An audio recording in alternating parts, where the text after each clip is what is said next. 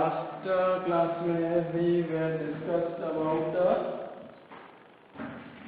second exercise 10.2 vector algebra. Clear? अब discuss करेंगे exercise 10.3, but before that we will get some idea about different products of vectors. तो 11th class में physics में आप study कर चुके हैं products of vectors in which you had studied dot product and cross product. तो अभी हम वही डिस्कस करेंगे dot product between two vectors and cross product between two vectors. इसमें हमारे पास टू वेक्टर्स होते थे, अगर मोर देन टू वेक्टर्स हो जाए तो फिर उसके लिए प्रोडक्ट कैसे करना है ये हम थोड़ा उसमें एक्स्ट्रा सीखेंगे. इसके अलावा कि जो हमारे पास वेक्टर्स है उसके बीच के एंगल कैसे निकालना है तो वो भी आपको ने निकाला होगा फिजिक्स में. ठीक है. So let's start with the different products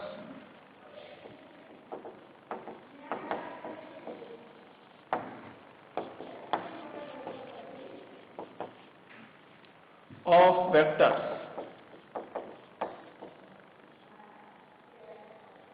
Clear? So there are some type of products are there in which first is scalar product, second is vector product,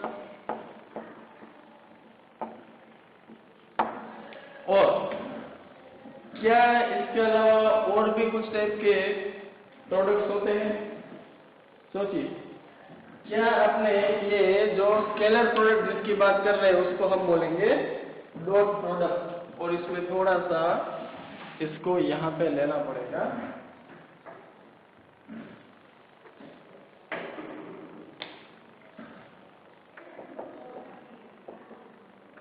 scalar product, then vector product,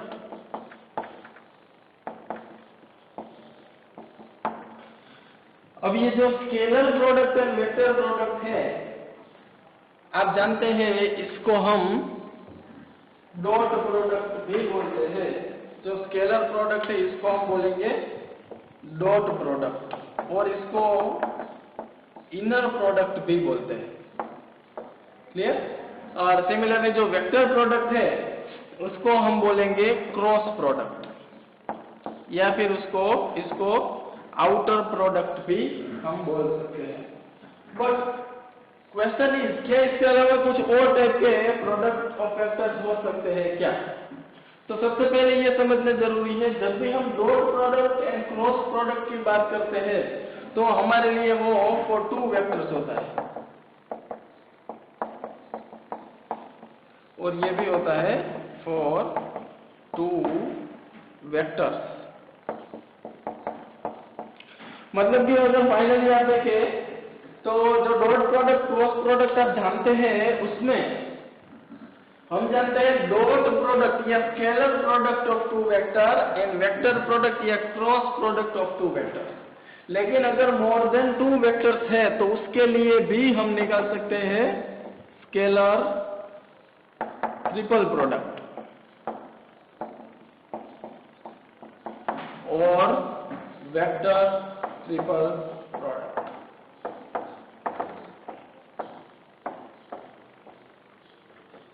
बहुत ही important. This is for two vectors and this two are for three vectors.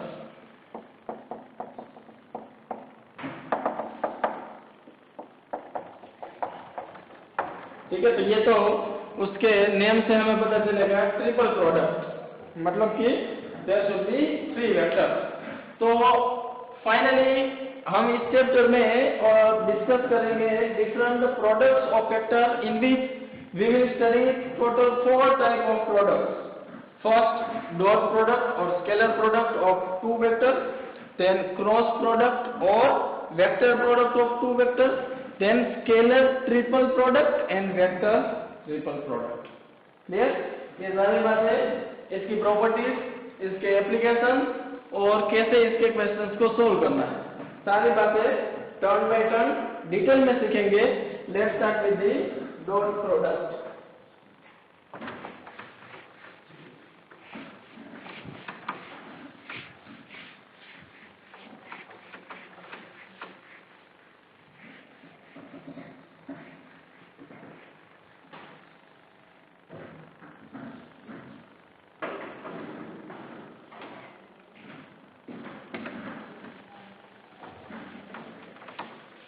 तो dot product में अगर हम देखें तो जो हमारे पास स्केलर प्रोडक्ट है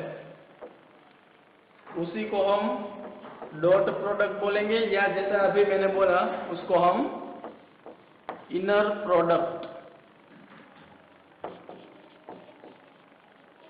भी बोल सकते हैं। फिर तो यहां से सबसे पहले तो आपको ये समझना है, फॉर एनी टू वेक्टर्स, अगर आपको स्केलर प्रोडक्ट बोले या डॉट प्रोडक्ट बोले या फिर इनर प्रोडक्ट बोले, तो आपको तो निकालना डॉट प्रोडक्ट ही है। क्लियर? अब सवाल ये है कि इसको स्केलर प्रोडक्ट क्यों बोलते हैं, वो भी आगे पता चलेगा कि जब भी आप किसी भी दो वेक्टर का डॉट प्रोडक्ट करते हैं तो आपको आंसर में स्केलर क्वांटिटी मिलती है। That's why it is known as scalar product. Dot product क्यों बोलते हैं? Because it is represented by vector A vector B, उसके बीच में ऐसे डॉट होता है। Clear? So dot product of two vector is represented by vector A dot vector B. Clear? अब ये वेक्टर A dot B, कोई भी दो वेक्टर के लिए हम डॉट प्रोडक्ट निकाले तो क्या होता है, तो वो ऐसे होता है, vector A dot vector B जब भी आप करेंगे तो आपको उसका आंसर मिलेगा magnitude of vector A, magnitude of vector B into cos theta, where theta is angle between two vectors. Clear? तो किसी भी दो वेक्टर के डॉट प्रोडक्ट का ये डेफिनेशन है। अब इसमें इससे ज्यादा एक्सपेक्टेशन नहीं रखेंगे कि ये कैसे आया, ठीक है, क्योंकि ये बेसिक चीज है। किसी भी दो वेक्टर का डॉट प्रोडक्ट करना है आपको तो उसका आंसर आपको ऐसे मिलता है, और यही डॉट प्रोडक्ट का बेसिक डेफिनेशन है। फिर आप वो जो वेक्टर बी है उसका हॉरिजॉन्टल कंपोनेंट ले ले, फिर आप उसको मल्टीप्लाई करें, लेकिन वो जो है 100% टेक्निकली करेक्ट नहीं है। ठीक है? तो बेसिकली आपको कहीं ना कहीं देखने को मिलेगा इसका प्रूफ, बट बेसिक जो फैक्चुअल बात है वो ये है कि A dot B magnitude of A magnitude B into cos theta होता है। क्लियर? दूसरी बात मैंने बोली कि यहाँ पे जो थीटा है वो है angle between vector A and vector B. Clear? और इसको हम रिप्रेजेंट करेंगे ऐसे, अगर कहीं पे आपके सामने ऐसा लिखा आ जाए वेक्टर ए वेक्टर बी दोनों के बीच में कोमा है और ऊपर ऐसे कैप है, तो फिर उसको बोलेंगे हम एंगल बिटवीन टू वेक्टर। कहीं पे ऐसे लिख के देते हैं, कहीं पे ऐसा साइन भी होता है, तो जब भी ऐसा साइन आपके सामने आए तो आपको समझ जाना है it is representation of angle between two vectors. और लास्ट में सबसे इंपॉर्टेंट बात कि जो एंगल बिटवीन टू वेक्टर्स है, ठीक है, उसका रेंज क्या होता है, मतलब दो वेक्टर के बीच में कितना एंगल पॉसिबल है, कहां से लेके कहां तक। तो आपको समझना है कि जो एंगल है वो ऑलवेज 0 to पाई के बीच में होगा। क्लियर? कोई भी दो वेक्टर के बीच में इससे ज्यादा एंगल नहीं हो सकता। तो ये तो हम इससे पहले भी जानते हैं, angle between to straight line, दो स्ट्रेट लाइन के बीच में भी एंगल क्या होता है, 0 to पाई में होता है, उससे ज्यादा तो नहीं होता, क्योंकि जैसे ही पाई से या 180 से एंगल बढ़ जाएगा तो हम दूसरी साइड वाला जो एक्यूट एंगल है वो कंसीडर करना चालू कर देंगे। So basically angle between two vectors है थीटा, वो 0 to पाई में लाई करता है। क्लियर? दोनों साइड क्लोज ब्रैकेट है, मतलब 0 भी हो सकता है एंगल और एंगल पाई भी हो सकता है। सोचिए कोई दो ऐसे वेक्टर जिसके बीच में एंगल 0 है, तो जिसका डायरेक्शन सेम होगा, एक वेक्टर ऐसे है दूसरा वेक्टर ऐसे है, तो एंगल बिटवीन टू वेक्टर्स 0 होगा। सोचिए क्या कोई ऐसे वेक्टर्स हो सकते हैं जिसके बीच में एंगल पाई होता हो, ऑफ कोर्स हो सकते हैं, एक वेक्टर है वो ऐसे है और दूसरा वेक्टर ऐसे है, तो टोटल दोनों के बीच में एंगल बनेगा पाई। लेकिन एंगल बिटवीन टू वेक्टर्स है उसमें पाई से ज्यादा एंगल कभी भी नहीं आएगा, ये आपको याद रखना। क्लियर? अब बहुत ही इंटरेस्टिंग चीज देखिए, बहुत सारे क्वेश्चन का सॉल्यूशन आपको यहाँ से मिल जाएगा अगर आप ये बात समझ सकते हैं तो। क्या कि ये जो एंगल है 0 to पाई, उसमें हम बहुत तरीके से इसको स्प्लिट कर सकते हैं। कैसे? अगर कहीं पे ऐसा हो जाए थीटा इक्वल टू 0 तो ये भी पॉसिबल है क्योंकि 0 to पाई में है। और क्या हो सकता है? और ये भी हो सकता है कि थीटा जो है ना वो 0 to पाई/2 में हो। तो ऐसे भी बहुत सारे वेक्टर्स आपको मिल सकते हैं जिसके बीच के एंगल 0 और पाई/2 के बीच में हो। और क्या हो सकता है? और थीटा इक्वल टू पाई/2 भी हो सकता है। क्लियर? और क्या हो सकता है? और जो आपका थीटा है वो पाई/2 to पाई में हो सकता है। लास्ट थीटा इक्वल टू पाई। ये टोटल 1 2 3 4 5 पॉसिबिलिटीज है। इसके अलावा और कोई पॉसिबिलिटी आपको नहीं मिलेगी थीटा के लिए। या तो थीटा 0 होगा, पाई/2 होगा, पाई होगा, या फिर फर्स्ट क्वाड्रेंट में होगा या सेकंड क्वाड्रेंट में होगा। क्लियर यहाँ तक की बात? अब देखिए इसमें बहुत इंटरेस्टिंग, अगर सारे केसेस के लिए मैं A डॉट B निकालूं, ठीक है, तो मुझे क्या मिलना चाहिए? ध्यान से देखिए, अगर जो मेरा फर्स्ट ऑप्शन है थीटा 0, तो ये जो फॉर्मूला है, क्योंकि A डॉट B जो है वो तो हर बार A B cos थीटा होने वाला है। अब इसमें मैं थीटा के प्लेस पे फर्स्ट केस बोल रहा है कि 0 पुट करो। अगर मैंने यहाँ पे 0 पुट कर दिया तो क्या होने वाला है? cos 0 1 होता है। इट मींस ये हो जाएगा magnitude of vector A into magnitude of B के इक्वल हो जाएगा A डॉट B। क्लियर? अब अगर आपके पास थीटा 0 to पाई/2 में है तो 0 to पाई/2 में cos की वैल्यू है वो 0 to 1 में कुछ होगी, मतलब बेसिकली पॉजिटिव होगी। तो ये जो दो है वो तो मैग्नीट्यूड है और cos थीटा भी पॉजिटिव, मतलब तीनों पॉजिटिव नंबर होंगे। और एज पर द थीटा, क्योंकि 0 to पाई/2 में बहुत सारे एंगल हो सकते हैं, 30 हो सकते हैं, 45 हो सकते हैं, 60 हो सकता है, इसके बीच में 50 डिग्री भी हो सकता है। ठीक है, तो बहुत सारे एंगल होंगे, तो एंगल वैल्यू तो नहीं बता पाएंगे क्योंकि जैसे थीटा चेंज होगा वैसे A डॉट B की वैल्यू भी चेंज होती जाएगी। But one thing is 100% sure कि A डॉट B ये ऑलवेज ग्रेटर देन 0 होगा। सबसे इंपॉर्टेंट बात कि A डॉट B है वो A भी cos थीटा होगा। अगर थीटा फर्स्ट क्वाड्रेंट में है, मतलब 0 to पाई/2 में है, तो A डॉट B की कुछ भी वैल्यू आए, क्योंकि ये स्केलर प्रोडक्ट है तो आपको आंसर में स्केलर क्वांटिटी मिलेगी, बट वो ग्रेटर देन 0 होगी, वो फिक्स है, या फिर हम बोल सकते हैं पॉजिटिव होगा। क्लियर? नेक्स्ट, अगर थीटा पाई/2 हो जाए तो क्या होगा? cos पाई/2। सोचिए cos पाई/2 कितना होता है? कितना होता है? 0। cos पाई/2 0 है तो ये इंटू 0 तो 0 हो जाएगा। मतलब कि अगर theta angle between two vector pi by two हो गया एंगल अगर, तो फिर उसका डॉट प्रोडक्ट है वो 0 आ जाएगा। और आगे क्या हो सकता है?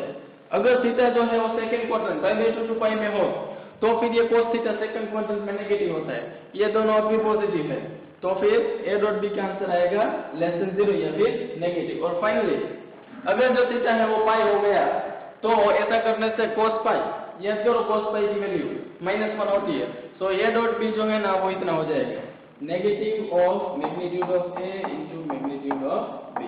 तो यहाँ से A डॉट B की मैंने कंपैरिजन की है, इस केस में 0। क्लियर? बहुत ही इंपॉर्टेंट, अभी जो आपके सामने टेबल है बहुत बहुत बहुत ज्यादा इंपॉर्टेंट है। इस पर से बहुत जी अलग अलग टाइप के क्वेश्चन बन सकते हैं। A डॉट B की वैल्यू पॉजिटिव कब होगी, A डॉट B की वैल्यू नेगेटिव कब होगी, 0 कब होगा, ठीक है, उसकी मिनिमम वैल्यू क्या होगी, मैक्सिमम वैल्यू क्या होगी, या फिर हम बोल सकते हैं range of A dot B, वो भी यहाँ से पता चल सकता है। लेकिन जो सबसे इंपॉर्टेंट बात है वो ये, theta equal to pi by two then A dot B is 0। और आप जानते हैं ऐसे दो वेक्टर जिसके बीच में एंगल पाई/2 होता है तो वो ऐसे वेक्टर्स होते हैं, vector A and vector B। अगर उसके बीच में एंगल पाई/2 है तो उसका डॉट प्रोडक्ट तो मैंने बोला 0 होगा, लेकिन इसके साथ साथ इंपॉर्टेंट बात ये है कि A and B are non as orthogonal vectors. ऐसे दो वेक्टर्स को ऑर्थोगोनल या परपेंडिकुलर वेक्टर्स बोलते हैं। ठीक है, तो ये सबसे इंपॉर्टेंट है, दोनों साइड आपको समझना पड़ेगा। If A dot B is 0, then angle between two vectors are pi/2 radian or 90 degree, or vectors are orthogonal vectors. In opposite side, if we say angle between two vectors is 90 degree or pi/2 radian, और इसमें से A and B are orthogonal vector, तो आपको समझना पड़ेगा कि A dot B 0 होगा। ए dot B 0 है तो orthogonal, and if vectors are orthogonal then A dot B is 0। Clear? बाकी सारी बातें आपके सामने है। तो यहां तक की बात क्लियर हो गई। अब इसमें थोड़ा सा और भी अगर मैं कुछ ऐड करूं तो ध्यान से देखिए, ए डॉट बी, ठीक है, कभी इसकी वैल्यू 0 होगी, कभी नेगेटिव होगी, कभी पॉजिटिव होगी, बट क्या आप बता सकते हैं कि इसका रेंज क्या होगा?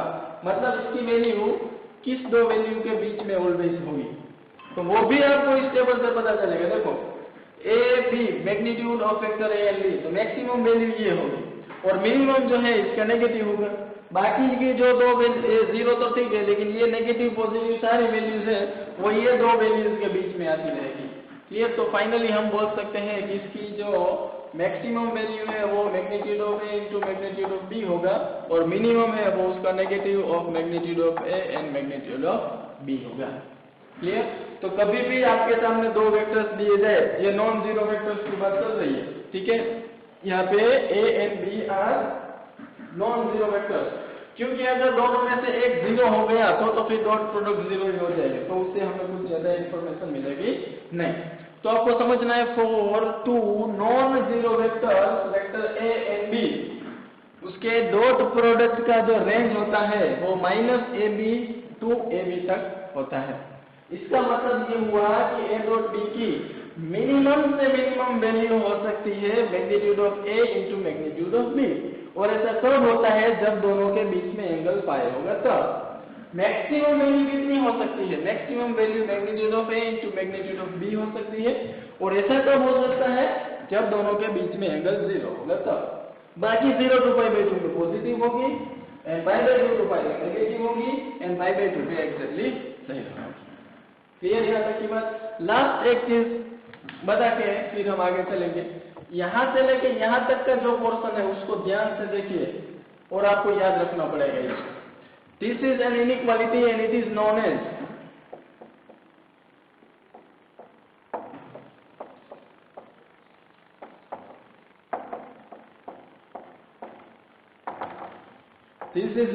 Cauchy-Schwarz inequality। Cauchy-Schwarz inequality, कोई भी दो वेक्टर आप ले लीजिए नॉन जीरो वेक्टर, उसका डॉट प्रोडक्ट है वो ऑलवेज इससे लेस या इक्वल होगा।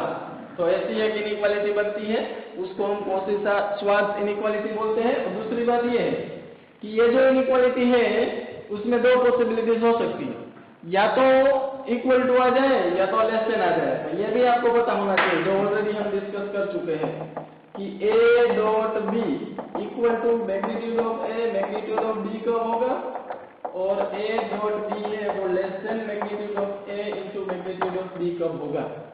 क्लियर?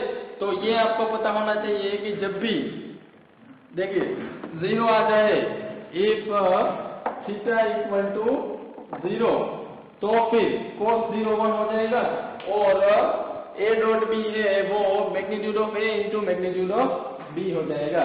क्लियर? फिर लेस देन का साइन क्या होगा सोचिए, तो थीटा के अलावा कोई भी एंगल आएगा तो ऐसा होना चाहिए। क्या इसमें और कुछ पॉसिबिलिटीज हो सकती है? क्योंकि हमने यहां से cos थीटा को हटाया। आपको सोचना है, सिर्फ मैं आपके सामने दो ऑप्शन रख रहा हूं, a dot B less than ab कब होगा? First option for theta not equal to 0, बाकी जो थीटा का रेंज है 0 to π में से कोई भी एंगल होगा तब ऑलवेज लेस देन होगा, या फिर थीटा फर्स्ट क्वाड्रेंट में हो या सेकंड क्वाड्रेंट में हो, उस टाइम पे ऐसा होगा। वैसे बहुत ही बेसिक लेवल का कॉमन सेंस का क्वेश्चन है, क्योंकि यहाँ पे लेस और इक्वल है, इक्वल टू ऑप्शन आ गया है, तो लेस देन कब आएगा ये आपको बताना है। क्लियर? एक बार फिर से रिपीट करता हूँ, थीटा इक्वल टू 0 है तो ये जो इनइक्वालिटी है वो इक्वालिटी में कन्वर्ट हो जाएगी, और कौन से थीटा के लिए a dot B less than ab होगा, ये आपका क्वेश्चन है। क्लियर यहाँ तक की बात? चलिए आगे बात करते हैं।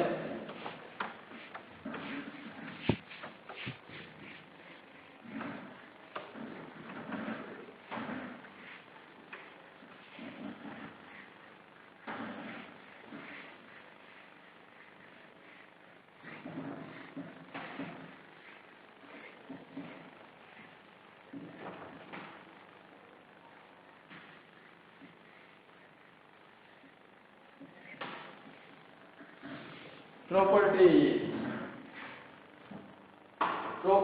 of dot product.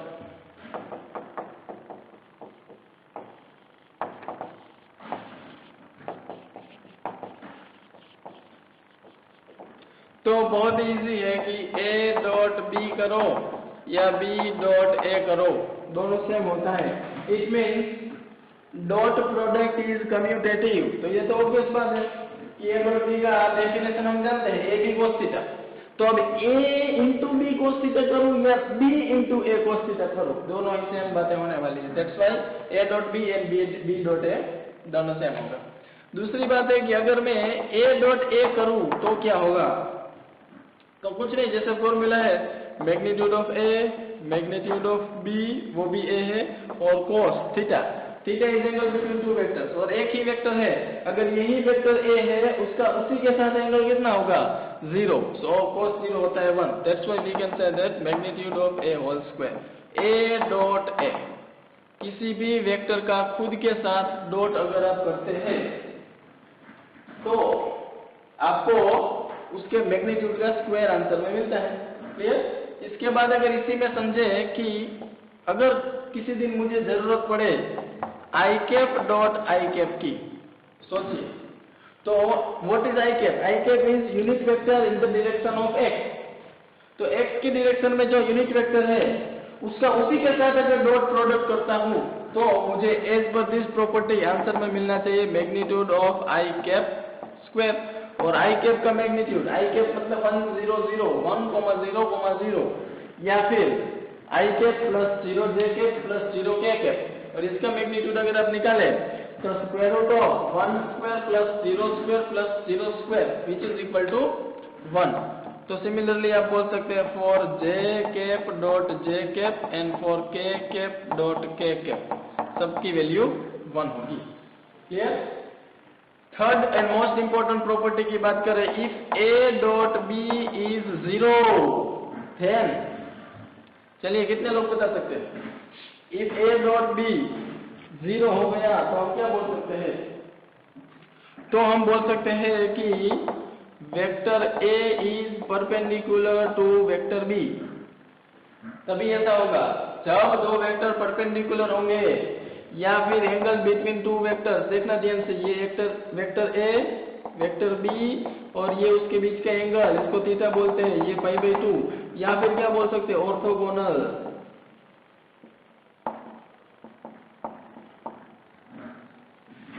तो सारी जो पॉसिबिलिटीज है वो मैं आपके सामने रख रहा हूं यहाँ पे।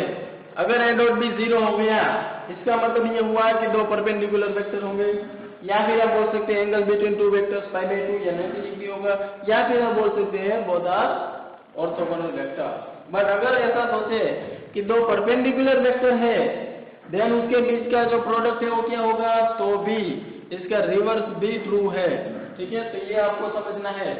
अगर आपको a डॉट b 0 दिया है तो समझना है a एंड b परपेंडिकुलर है।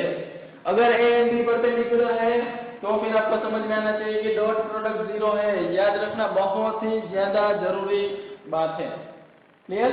उसके बाद अगर हम बात करें इसमें नेक्स्ट प्रॉपर्टी की, तो नेक्स्ट प्रॉपर्टी में अगर डॉट प्रोडक्ट में करता हूं a dot b plus c के साथ, ठीक है, तो क्या होगा, तो आपको ऐसे इसको बोलते हैं डिस्ट्रीब्यूटिव रूल। जैसे नॉर्मल हम ब्रैकेट को ओपन करते हैं, मल्टीप्लाई करते हैं, पहले इसके साथ फिर इसके साथ, वैसे ही पहले होगा a डॉट b, देन यहाँ पे जो साइन है माइनस है तो भी चलेगा, माइनस है तो इधर माइनस रखना है, फिर इसका डॉट प्रोडक्ट लेंगे c के साथ, तो ये बनेगा vector a dot vector c। Clear यहाँ तक। तो ये आपके सामने 4 बेसिक प्रॉपर्टीज है, और इसमें भी आप देखिए इसकी तरीके से समझ सकते हैं। दो वेक्टर का डॉट प्रोडक्ट 0 है, इट मींस दोनों परपेंडिकुलर है। तो हम क्या आपको यहाँ से बता सकते हैं कि आई कैप डॉट जे कैप क्या होना चाहिए। अब यही एग्जांपल क्यों लिया, क्योंकि आई एंड जे परपेंडिकुलर है। तो आपको समझना चाहिए if I is perpendicular to J orthogonal vector, तो फिर डॉट प्रोडक्ट है वो ऑलवेज 0 होना चाहिए। या फिर आप लेते हैं j डॉट के, या फिर आप लेते हैं i डॉट के, सबका आंसर आएगा 0। बहुत ही जरूरी बात। I dot I आएगा 1, I dot I, J dot J, K dot K 1, and I dot J, not I dot I dot J, J dot K dot I या I dot K वो आएगा 0। Clear यहाँ तक की बात? So these are some basic properties of dot product।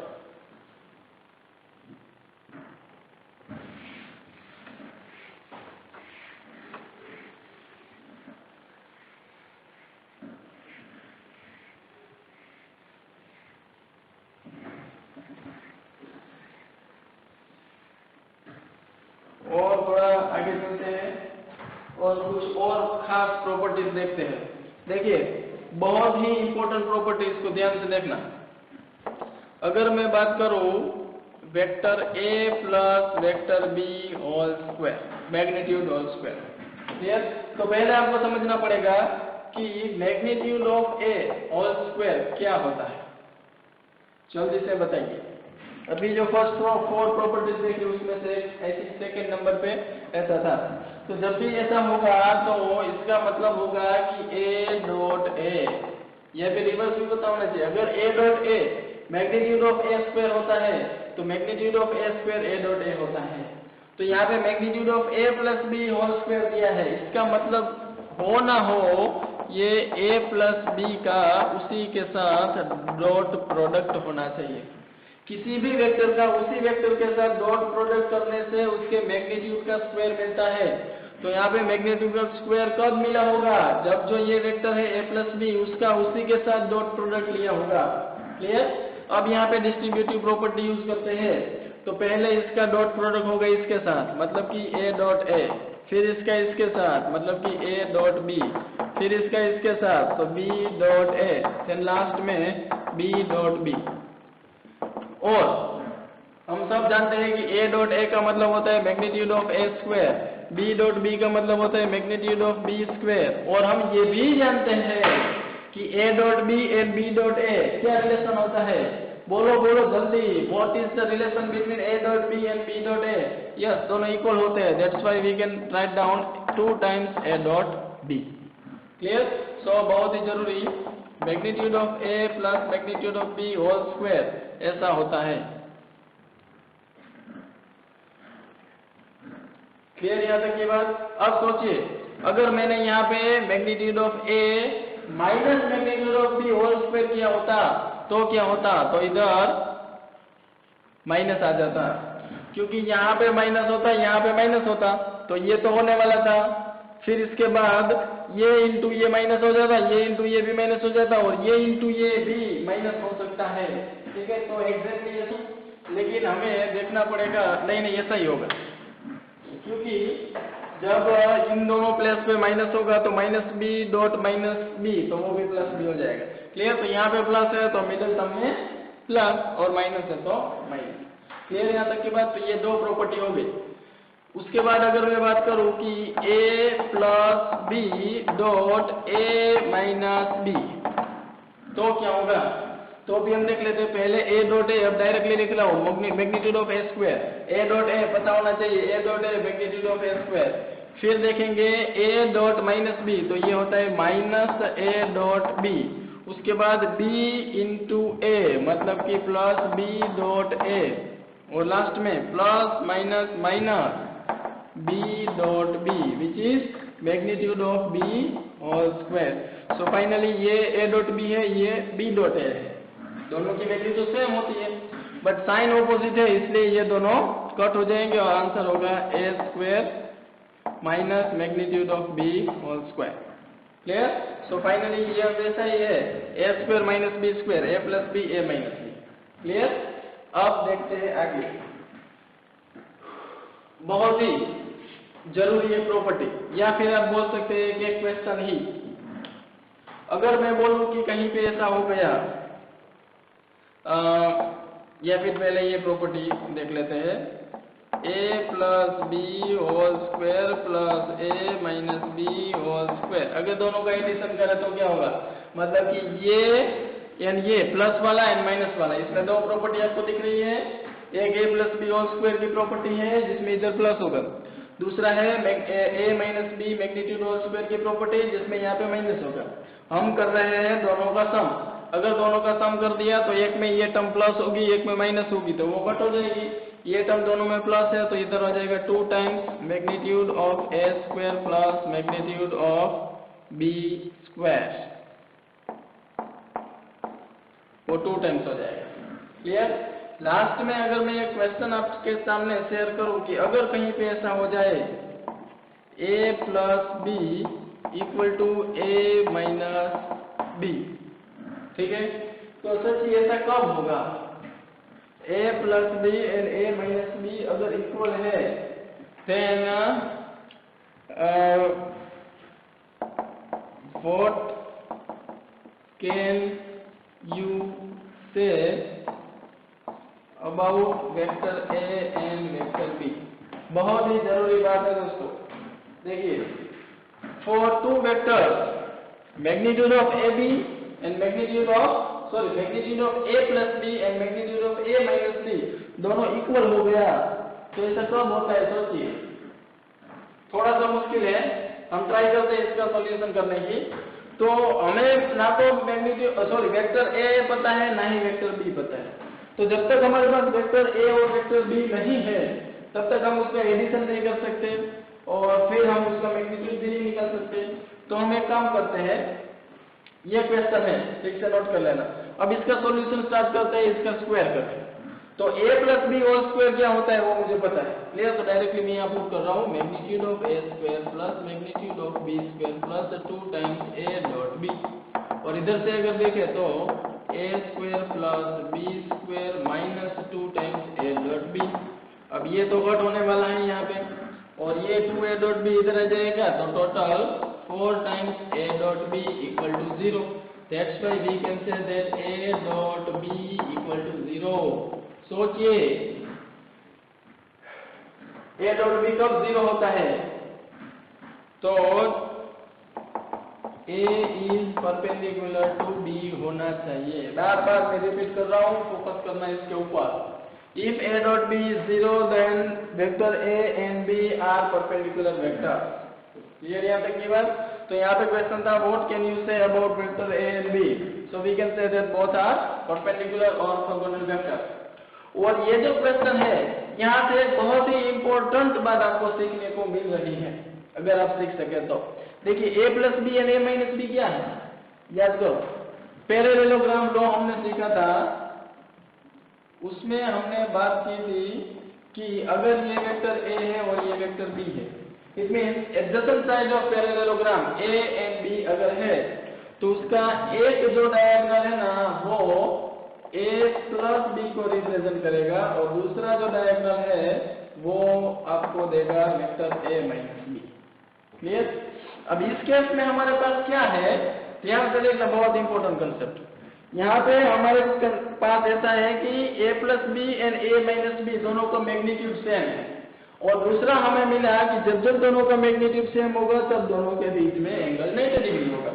तो सोचिए, कोई ऐसी सिचुएशन जहाँ पे ये a plus B a minus B, अभी अगर देखें तो दोनों इक्वल नहीं है, a plus B is greater than a minus B, उसका मैग्नीट्यूड, लेकिन दोनों इक्वल हो जाए और उस दोनों के बीच के एंगल 90 डिग्री हो जाए तो क्या हो सकता है? तो ऐसा होगा, देखिए,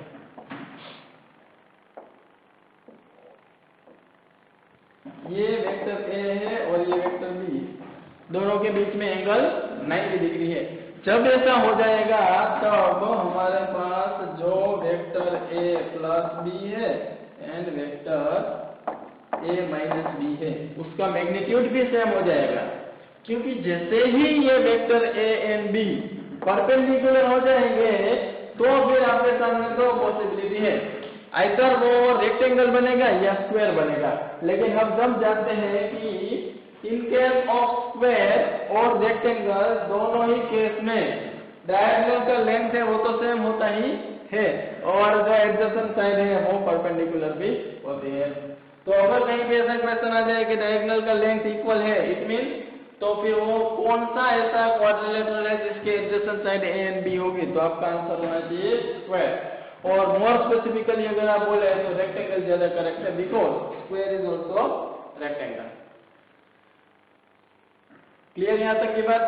चलिए अब कुछ और आगे की प्रॉपर्टीज पे डिस्कस करते हैं।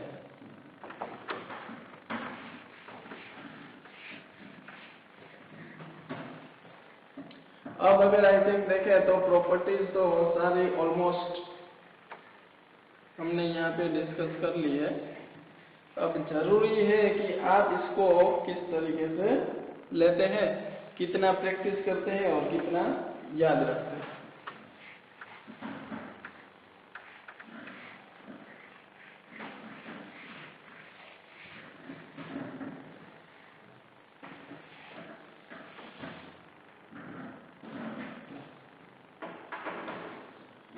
हाँ, तो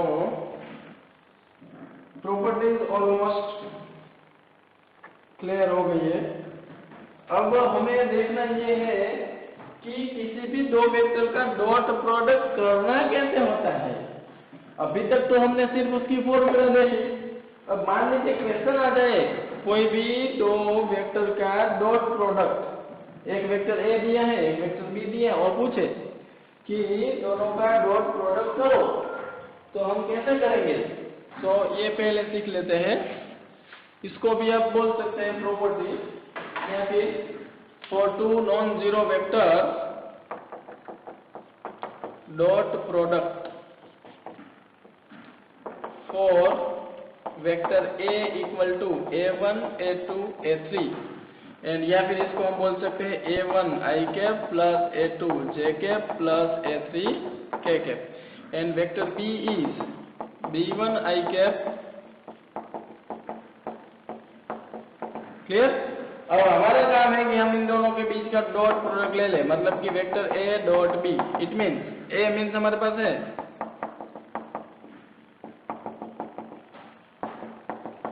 इसका डॉट प्रोडक्ट लेंगे वेक्टर B के साथ, तो वेक्टर B भी हमारे पास है।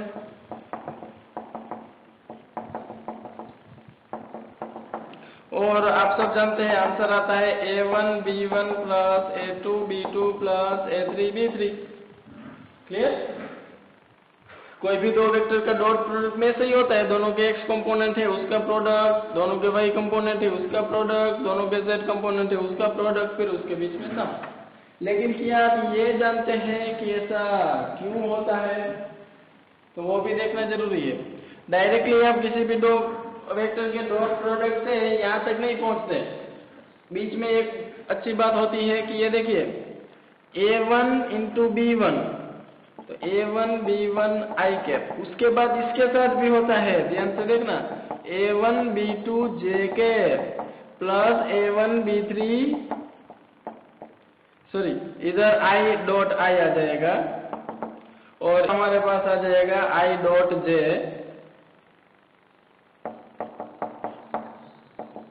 और फिर इधर आएगा i डॉट k। फिर ऐसे ही हम क्या करेंगे, ये तो सभी a1 ओनली a1 को ही मल्टीप्लाई किया है, अभी a2 को मल्टीप्लाई करेंगे, तो a2 b1 j cap dot i cap plus a2 b2 j cap dot j cap plus a2 b3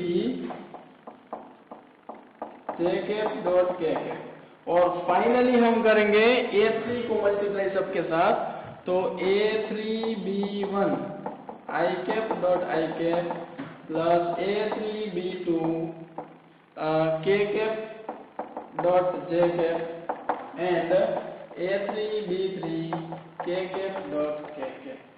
तो ये फाइनल ऐसे होता है आपका dot product of any two vector. But इसमें क्या है कि ये i डॉट i जब भी आप करेंगे तो ये 1 होगा। दूसरी बात है कि जब आप j डॉट j करेंगे तो वो भी 1 हो जाएगा, और k डॉट k करेंगे तो वो भी 1 होगा। अभी देखा हमने प्रॉपर्टीज में, तो ये तीन एलिमेंट तो इधर आ गए, i डॉट i 1 हो गया, 1 हो गया और 1 हो गया। लेकिन क्या आपको ये पता है कि बाकी के एलिमेंट्स का क्या हुआ। तो इधर देखिए i dot j perpendicular vector है, तो ये डॉट प्रोडक्ट 0 होगा, तो इसके साथ ये एलिमिनेट हो जाएगा। तो बाकी सारे जो है कांस्टेंट टर्म, उसके साथ में मल्टीप्लिकेशन में क्या है, परपेंडिकुलर वेक्टर का डॉट प्रोडक्ट है सब जगह पे। i j कहीं पे होगा, कहीं पे j के होगा, कहीं पे i के होगा, और इसका आंसर 0 होता है, इसलिए बाकी के सारे टर्म एलिमिनेट हो जाते हैं और फाइनली हमें dot product of two vectors ऐसे मिलता है।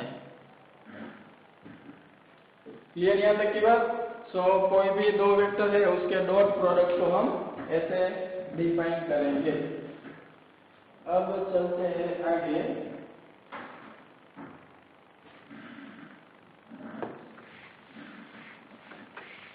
Angle between to vectors, and उससे पहले हमें जानना जरूरी है projection of one vector on another.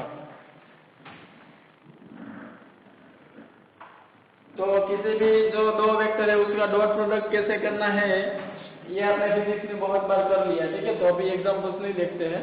वैसे एक्सरसाइज, अभी जो नेक्स्ट एक्सरसाइज है उसमें बहुत सारे क्वेश्चन आएंगे जिसमें हम डॉट प्रोडक्ट निकालेंगे। बट अभी जो है सबसे इम्पोर्टेंट बात हम सीखने जा रहे हैं उसमें जियोमेट्रिकल इंटरप्रिटेशन इसको बोलते हैं, या फिर डायरेक्टली मैं बोल देता हूं प्रोजेक्शन ऑफ वेक्टर। मतलब कि अभी जो हम डिस्कस करने चाहते हैं उसमें क्या है, हमारे पास एक वेक्टर है ऐसे, मान लीजिए इसको मैं वेक्टर बी बोलता हूं और दूसरा वेक्टर हमारे पास है ऐसा, दिस इज वेक्टर ए, ठीक है। अब मानने के लिए तो हम कुछ भी मान सकते हैं, मान लीजिए angle between two vector A and B theta है। और यहाँ पे एक और इम्पोर्टेंट बात आपके सामने मैं रखना चाहूंगा कि अगर मान लीजिए ये वेक्टर ए है, ठीक है, और ये वेक्टर बी है, ध्यान से देखना, vector A and vector B. So what is the angle between vector A and B? तो आप बोलेंगे this is angle between two vectors। क्या आप एग्री करते हैं इस बात से कि ये वेक्टर अगर A है और ये वेक्टर B है तो इसको हम बोलेंगे angle between vector A and B। अब किसी के माइंड में ऐसा होगा कि नहीं ये तो ऑब्टूस एंगल हो गया, 90 से ज्यादा हो गया, उसको एंगल नहीं बोल सकते। लेकिन मैंने आपको ये बोला है कि एंगल बिटवीन टू वेक्टर्स जो है वो 0 to पाई में, मतलब कि ऑब्टूस भी हो सकता है, एक्यूट एंगल भी हो सकता है, तो उसमें तो कोई प्रॉब्लम नहीं। अगर किसी के माइंड में और कोई डाउट है कि ये 90 से ज्यादा है तो कोई प्रॉब्लम नहीं, दूसरा कोई प्रॉब्लम है तो बताओ। यस, दूसरा प्रॉब्लम ये भी है कि जब भी आप कोई भी दो वेक्टर के बीच का एंगल निकाले तो जरूरी है कि वो दोनों ही वेक्टर को इनिशियल वेक्टर होने चाहिए। इसका मतलब कि दोनों ही वेक्टर एक ही पॉइंट से स्टार्ट होने चाहिए। तो अभी ये वेक्टर को अगर आगे मैं इसको प्रोजेक्शन ले लूं तो अब देखिए ए वेक्टर यहीं से स्टार्ट हो रहा है और वेक्टर बी भी वहीं से स्टार्ट हो रहा है। इट मीन्स अब जो ये वेक्टर ए है और ये बी है, अब दोनों को इनिशियल हो गए। इसके अलावा दूसरा अगर मुझे करना है क्या कर सकते हैं, दूसरा ये वेक्टर को मैं अगर इधर ले लेता as it is, same magnitude same direction के साथ अगर यहाँ पे मैं शिफ्ट कर देता तब मैं बोल सकता था कि ये जो एंगल है इसको एंगल बिटवीन टू वेक्टर्स बोलेंगे, या फिर अभी यहाँ पे जो है इसको हम बोलेंगे angle between two vectors. Clear? तो ये कंसेप्ट जानना आपके लिए बहुत ही जरूरी है कि जब भी आप एंगल बिटवीन टू वेक्टर निकाले तो जरूरी है कि दोनों को इनिशियल वेक्टर हो, एक ही पॉइंट से स्टार्ट होने चाहिए। नहीं हो रहे हैं तो दोनों में से किसी एक को शिफ्ट करेंगे और कोई इनिशियल वेक्टर बनाएंगे, तभी उसके बीच का जो एंगल होगा उसको हम एंगल बिटवीन टू वेक्टर बोल सकते हैं। क्लियर यहाँ तक की बात? अब हम बात करना चाहते हैं projection of vector A on vector B, ठीक है। So projection of vector A on vector B, इसको रिप्रेजेंट कैसे करते हैं ये भी देखिए, projection of vector A on vector B, इसको ऐसे रिप्रेजेंट करते हैं। क्लियर? मतलब कि आपको यहां से यहां तक ये जो है इसको फाइंड आउट करना है। तो आप जानते हैं कि ये क्या है, ये अगर थीटा है और ये वेक्टर ए है, ये अगर वेक्टर ए है तो यहां से यहां तक जो है वो उसका मैग्नीट्यूड होगा, मैग्नीट्यूड ऑफ ए। और ये अगर थीटा है तो ये उसका हॉरिजॉन्टल कंपोनेंट होगा। क्या आप जानते हैं हॉरिजॉन्टल कंपोनेंट मतलब क्या होता है? अगर ये वेक्टर आर है तो उसके दो कंपोनेंट होते हैं, horizontal component and vertical component. Horizontal component को क्या बोलते हैं, r cos थीटा, और ये होता है r sin थीटा, और ये बहुत बार हम डिस्कस कर चुके हैं। क्लियर। तो यहाँ से यहाँ तक की जो मैं बात कर रहा हूँ, जिसको हम प्रोजेक्शन बोल रहे हैं, वो होना चाहिए magnitude of a cos theta. Clear. So projection of a on b, projection of a on b क्या होना चाहिए, magnitude of a into cos theta. Clear. अब थोड़ी देर के लिए सोचिए, दो वेक्टर मेरे पास है। क्लियर। अगर मैं बात करूं a डॉट b की, तो हम सब जानते हैं वो होगा a b cos थीटा। अब मुझे अगर सिर्फ cos थीटा चाहिए तो ये मैग्नीट्यूड ऑफ a b को इधर ले लो, तो cos थीटा की वैल्यू यहाँ से मुझे मिलनी चाहिए a dot b divide by magnitude of a into magnitude of b। a dot b की फॉर्मूला से cos थीटा को सब्जेक्ट बनाया। फिर अगर आप देखेंगे तो यहाँ से ये कट हो जाएगा और फाइनली आपको मिलेगा magnitude of a dot magnitude of vector a dot vector b divide by magnitude of b। This is known as projection of a on vector b। Clear. अभी आप बहुत ही समझदार हैं, ऑटोमेटिक समझ सकते हैं projection of b on vector a क्या होना चाहिए, a dot b divide by magnitude of vector a, या फिर इधर b डॉट a करिए। और आप ये भी जानते हैं कि a डॉट b और b डॉट a तो सेम ही होता है।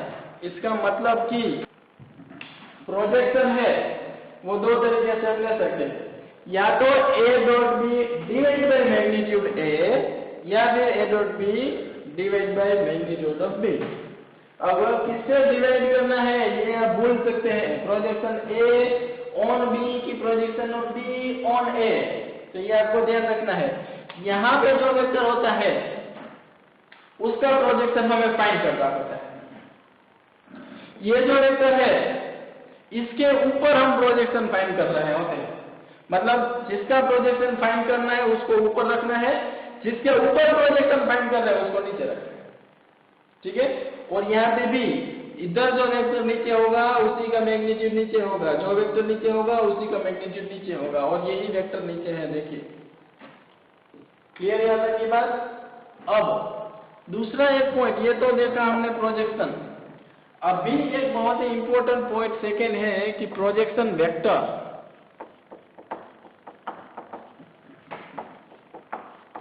या फिर उसको कंपोनेंट भी बोलते हैं।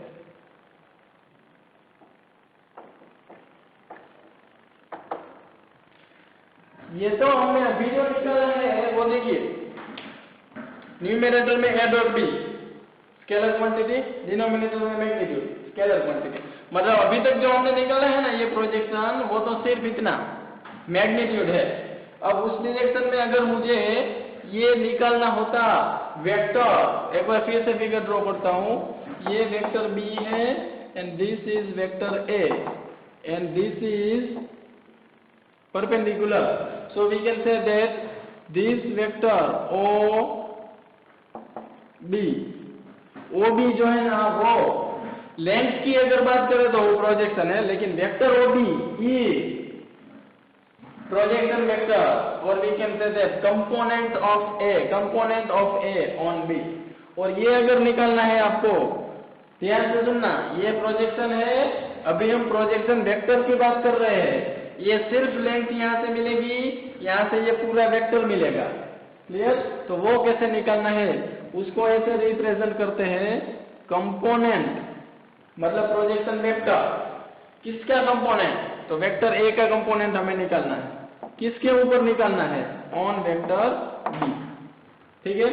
तो अब अगर ये a है तो इसका मैग्नीट्यूड होगा, ये मैग्नीट्यूड ऑफ a होगा, ये थीटा होगा। तो अगेन इतना लेंथ जो है वो तो फिक्स है, डायरेक्टली मैं लिख देता हूं, इतना ही होगा a dot b divide by magnitude of b। ये क्या हुआ है, सिर्फ मैंने लेंथ OB यहाँ पे लिखी है, लेकिन we are talking about component, we are talking about vector, तो उसकी कुछ डायरेक्शन भी होगी। सोचिए इसकी डायरेक्शन क्या होगी, ये जो वेक्टर b की डायरेक्शन होगी वो, लेकिन हमें तो यूनिट डायरेक्शन लेनी पड़ती है, तो यहाँ पे हम b कैप से मल्टीप्लाई करेंगे। और b कैप क्या होता है ये भी आप जानते हैं, तो वो होगा a dot b divide by magnitude of b into vector b divide by magnitude of b। It mean a dot b divide by magnitude of b whole square into, यहाँ पे डॉट प्रोडक्ट नहीं, वो scalar multiplication है। तो ये आपको ध्यान रखना है। प्रोजेक्शन कितना होगा, कंपोनेंट है वो इतना होगा। अब अगर आप ध्यान से देखिए तो हमें, अगर ये तो वो हॉरिजॉन्टल कंपोनेंट, अगर वर्टिकल कंपोनेंट निकालना होता तो वर्टिकल कंपोनेंट यहाँ पे आपको y एक्सिस पे मिलता, ठीक है। तो वर्टिकल कंपोनेंट आपको यहाँ से निकालना है तो वो आप बहुत ही इजीली निकाल सकते हैं। देखिए आपके पास ये है, आपके पास ये भी है, और आपको ये चाहिए, तो आप जानते हैं ये प्लस ये इक्वल टू ये होता है, क्लियर। ये जो आपके पास है वो है वेक्टर ए, यहाँ से यहाँ तक है वो वेक्टर ओ बी है, और वेक्टर ओ बी आपने निकाला ये। अब सिर्फ रहा ये, अगर ये आपको निकालना है तो जो ट्राइंगल लॉ है ऑफ वेक्टर एडिशन वहां से आप निकाल सकते हैं, क्लियर। लेकिन अगर आप यहाँ तक भी रहे तो भी बहुत ही अच्छी बात है कि आपको प्रोजेक्शन पता होना चाहिए एंड आपको कंपोनेंट पता होना चाहिए। कंपोनेंट में हम देखेंगे, फिर यहाँ से इसका उल्टा भी अगर देखें component of be on vector A, तो वो तो आप समझ सकते हैं, यहाँ पे a डॉट बी, यहाँ पे वेक्टर a आ जाएगा और ये मैग्नीट्यूड ऑफ a स्क्वायर आ जाएगा, वो भी लिख देता हूँ। Component of vector b on vector a होना चाहिए a dot b into a divide by magnitude of a whole square, clear. a dot b तो यही रहेगा, जो वेक्टर b है वो वेक्टर a से रिप्लेस हो जाएगा, magnitude of b square is replaced by magnitude of a square, clear. यहाँ तक की बात। अगर ये जो प्रूफ है वो आपको समझ में नहीं आए कोई प्रॉब्लम नहीं, आपको सिर्फ इतना, और अगर एनसीईआरटी तक आपको रहना है तो सिर्फ आपको इतना ही पता होना चाहिए, projection of A on B या projection of A along B, A dot B divide by B आता है, क्लियर। अगर प्रोजेक्शन वेक्टर मतलब कंपोनेंट की बात करें तो ये फॉर्मूला याद रखने की जरूरत नहीं है। प्रोजेक्शन इनटू जो जिसके अलोंग चाहिए उसका यूनिट वेक्टर, इतना याद रखना रहेगा, इतना याद। ओके, चलिए, तो ये तो हुई प्रोजेक्शन की बात।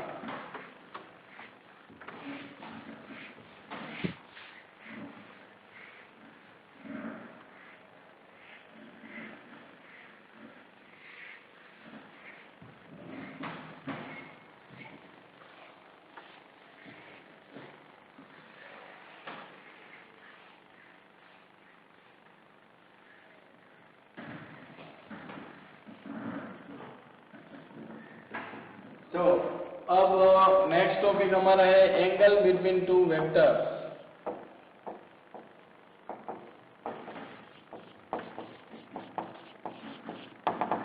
So as we know that a dot b होता है and theta is angle between two vectors, तो थीटा अगर निकालना है तो पहले cos थीटा निकालेंगे और फिर फाइनली थीटा निकालेंगे।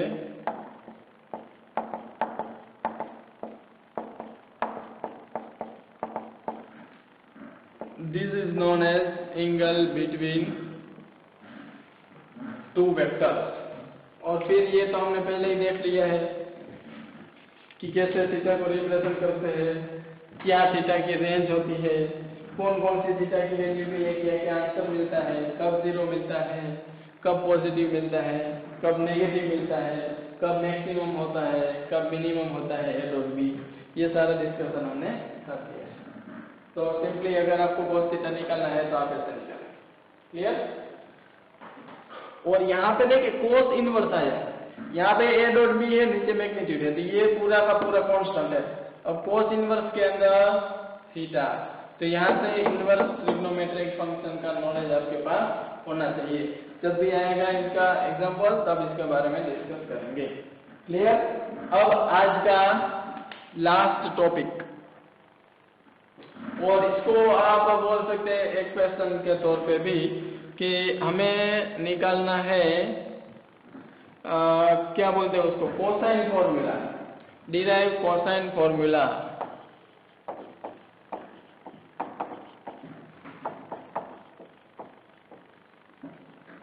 यूजिंग डॉट प्रोडक्ट या फिर यूजिंग वेक्टर्स, वेक्टर्स का यूज करके या डॉट प्रोडक्ट का यूज करके कोसाइन फॉर्मूला है, कोसाइन फॉर्मूला उसको डिराइव करना है। तो सबसे पहली बात तो ये है दोस्तों कि कोसाइन फॉर्मूला होता क्या है, यही अगर पता नहीं है तो फिर हम इसमें कुछ ज्यादा नहीं कर सकते। ट्रिग्नोमेट्री में साइन फॉर्मूला, कोसाइन फॉर्मूला ये सब आवश्यक है। मैं आपको याद करवाता हूँ, cos A equal to b square plus c square minus a square divide by 2bc, this is cosine formula for angle A।